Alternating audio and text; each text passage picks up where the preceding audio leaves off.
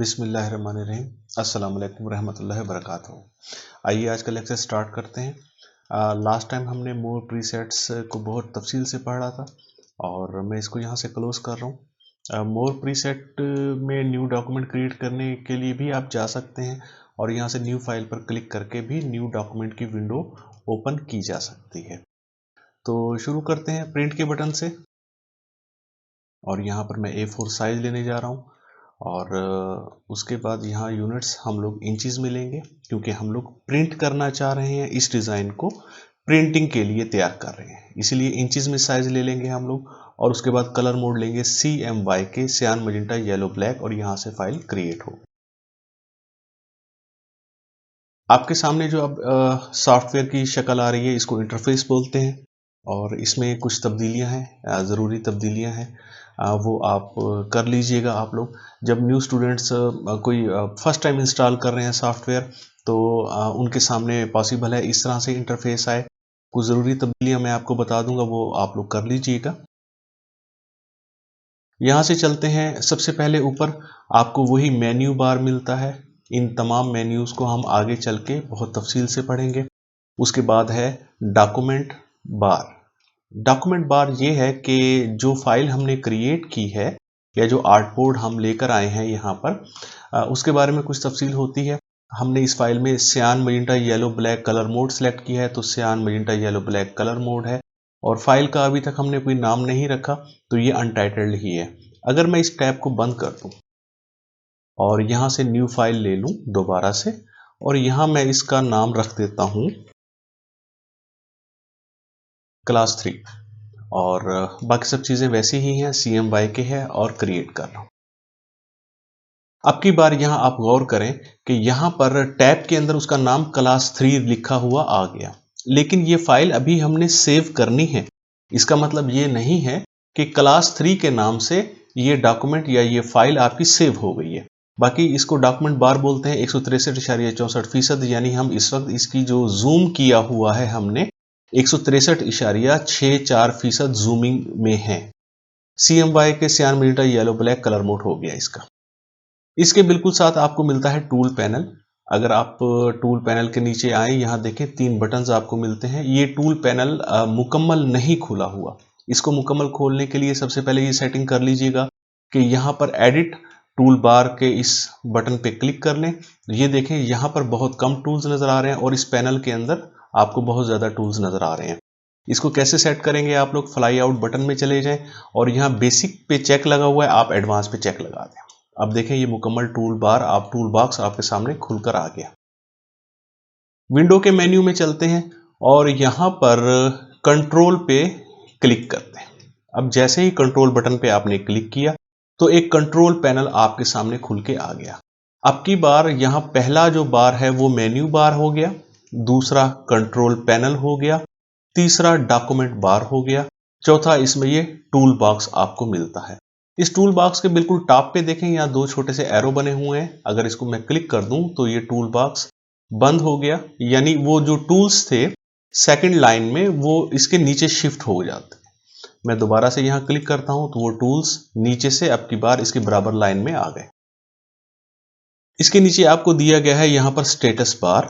Status bar पे अगर यहाँ गौर करें 163.64% जूमिंग लिखा हुआ है, यहाँ पर भी 163.64% जूम लिखा हुआ है। मैं इस विंडो को ओपन करता हूं तो देखें यहाँ बहुत सारी जूमिंग ऑप्शंस दी हुई हैं कि आप कितने % अपने डॉक्यूमेंट में जूम इन करना चाहते हैं और सबसे टॉप पे लिखा हुआ है 64,000%, 64,000%। एडोब इलस्ट्रेटर की ये सलाहियत है कि ये 64,000% जूम इन कर जाता है। अगर मैं 64,000% पर जूम इन क्लिक कर दूं तो इस वक्त हम इस डॉक्यूमेंट के अंदर 64,000% जूम इन कर गए हैं।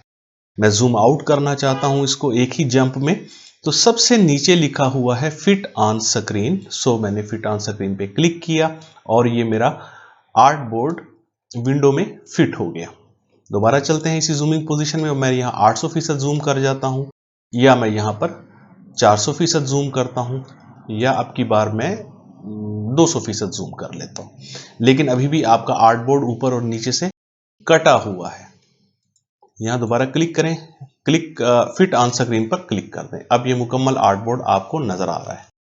और इसके साथ कुछ और ऑप्शंस हैं इस सॉफ्टवेयर। देखिए, ये डिटेल आप लोगों के लिए समझना पढ़ना इसलिए ज़रूरी है कि जो सॉफ्टवेयर आप ग्राफिक डिज़ाइनिंग के लिए ज्वाइन करने जा रहे हैं उसके इंटरफेस को, उसकी टूल सेटिंग्स को, बहुत सारी चीज़ों को आपको समझना बहुत ज़रूरी है। क्लास की हद तक अगर हम लोग इसको फोकस करेंगे क्लास में, तो जब हम प्रोफेशनली इसको ज्वाइन करेंगे इस स्किल को, तो हमें ये चीज़ें बहुत ज़्यादा काम आती हैं। सो बहुत फोकस करके ध्यान लगा के इस चीज़ को समझें, सुने और बार बार प्रैक्टिस करें। यहाँ एक अरेंज डॉक्यूमेंट का बटन है। इसकी नेक्स्ट क्लास अरेंज डॉक्यूमेंट की अलहदा से होगी ताकि आज की वीडियो लंबी ना हो जाए। और इसके साथ मिलता है स्विच वर्कस्पेस। एसेंशियल क्लासिक पे मैं क्लिक कर दूं अगर यहाँ पर, तो अब देखें कुछ यहाँ से टूल्स गायब हो गए। ये सेटिंग्स तो आपने देख ली कि सॉफ्टवेयर इंस्टॉल करने के बाद इसको कैसे सेट करना है, पैनल को कैसे लेकर आना है। यहाँ वाले जो टूल्स हैं वो आपको अभी नहीं मिल रहे। हो सकता है जब आप सॉफ्टवेयर इंस्टॉल करें तो उस वक्त आप एसेंशियल मोड में हो।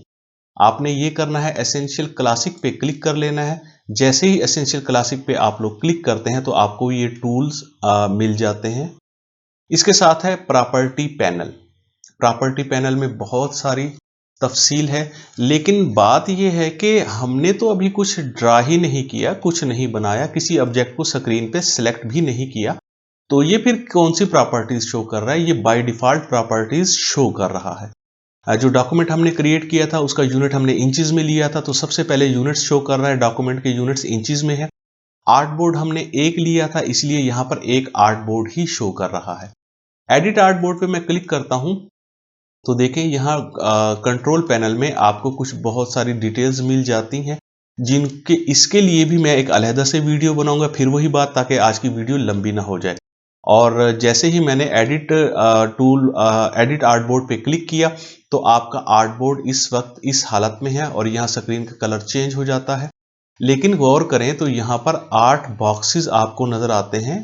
5, 3 ये नीचे वाले, 8 ऊपर वाले, 3 दरमियान वाले, 2 नीचे वाले, 3। इसको कहते हैं हम बाउंडिंग बॉक्स।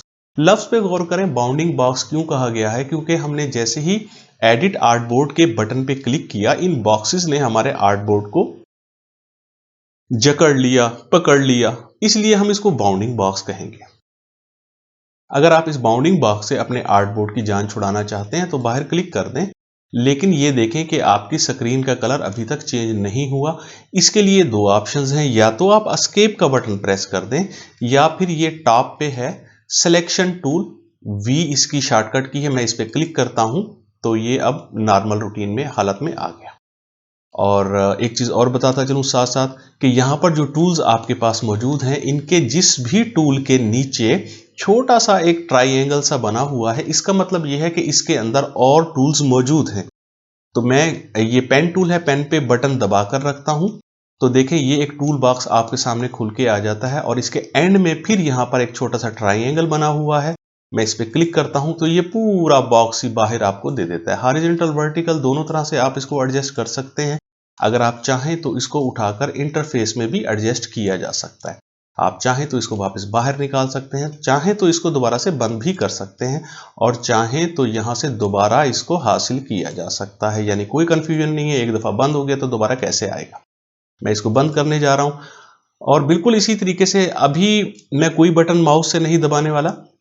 जिस भी टूल पर कर्सर लेकर जाऊंगा, सिर्फ कर्सर लेकर जाऊंगा, तो देखें एक विंडो ओपन हो जाती है। इसको हम कहते हैं टूल टिप, यानी ये हमें टूल के बारे में कुछ इंफॉर्मेशन दे रहा है। एक छोटी सी वीडियो उन्होंने ऊपर चला दी और वीडियो के नीचे उस टूल का नाम लिखा होता है। टूल के नाम के साथ आगे उसकी शॉर्टकट की होती है।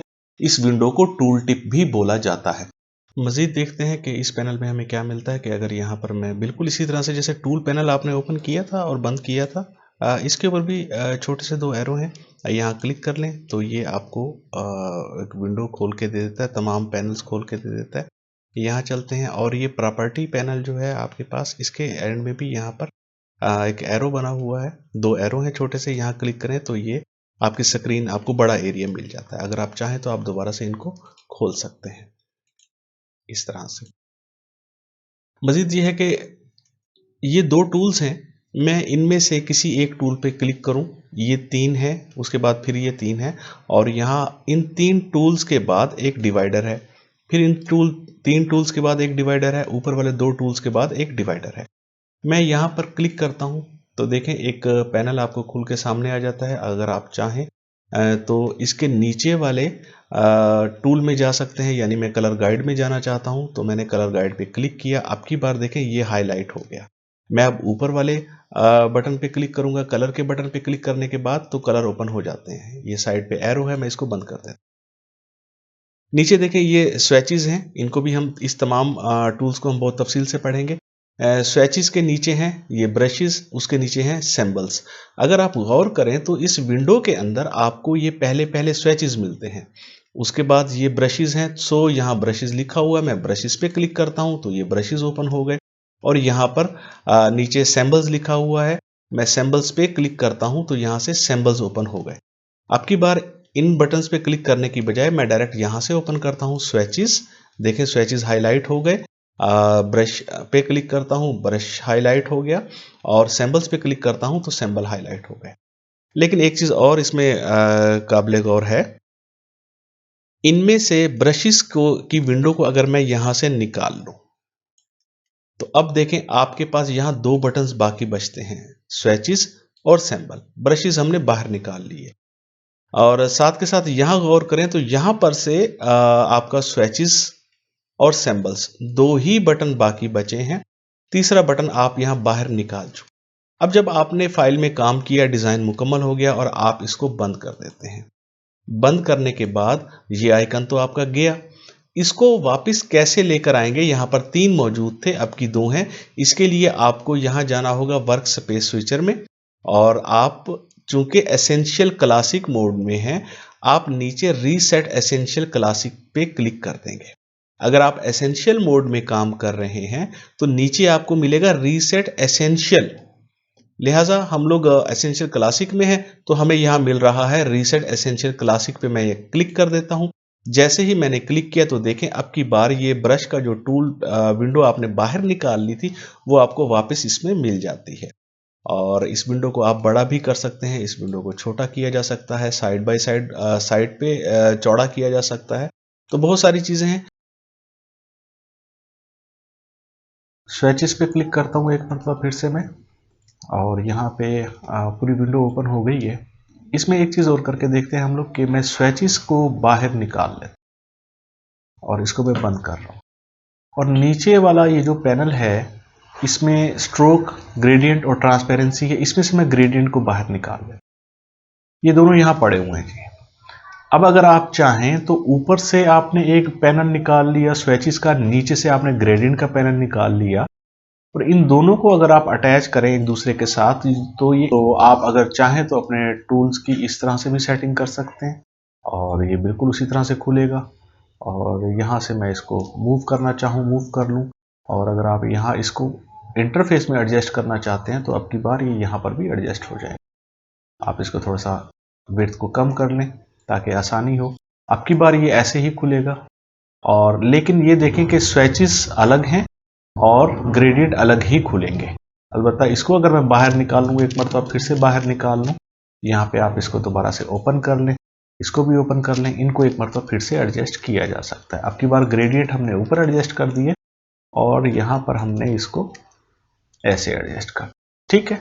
तो ये आप लोगों के पे डिपेंड करता है कि आपको जिस तरह से आसानी हो, आप जैसे इंटरफेस की सेटिंग करना चाहें, टूल्स की सेटिंग करना चाहें, पैनल्स को जैसे चाहें अपने तरीके से अपनी मर्जी से एडजस्ट कर सकते हैं। और इसकी प्रैक्टिस कर लीजिएगा, बार बार दोहरा लीजिएगा। फिर दोहरा रहा हूँ कि इंटरफेस को, सॉफ्टवेयर की सेटिंग्स को, कुछ चीज़ों को समझना हमारे लिए बहुत ज़रूरी होता है, जो कि फिर प्रोफेशनल जब हम लोग काम कर रहे होते हैं ये चीज़ें हमारे बहुत काम आती हैं। और मेरा ख्याल है कि आज की क्लास का इख्तिताम कर लें। इंटरफेस का तारुफ इतना काफ़ी है, क्योंकि हमने इस वीडियो को बीच में शामिल नहीं किया जा सकता और ना ही आर्ट बोर्ड की क्लास को बीच में शामिल किया जा सकता है, क्योंकि क्लास लेंथी हो जाएगी। उम्मीद है आप लोगों को क्लास पसंद आई होगी। कोई क्वेश्चन हो तो कमेंट बॉक्स में पूछ लीजिएगा। और आज के लिए इतना ही। अपना बहुत बहुत ख्याल रखिएगा, दुआओं में याद रखिएगा। अल्लाह हाफिज़।